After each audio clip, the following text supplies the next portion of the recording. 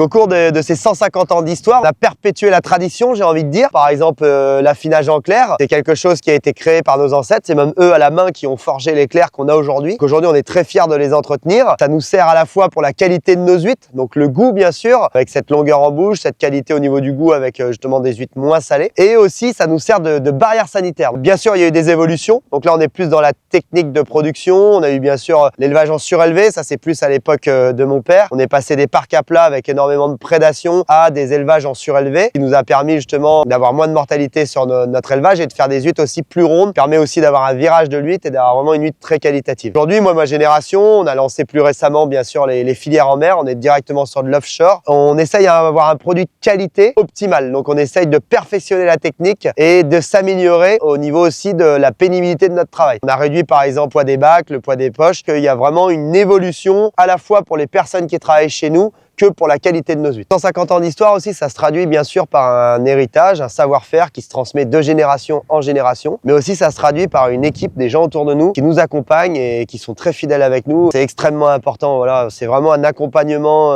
des deux, une coopération, une équipe, j'ai envie de dire, qui nous permet d'aboutir aujourd'hui à 150 ans d'histoire et avec une histoire qui s'écrit et qui va s'écrire encore de plus belle.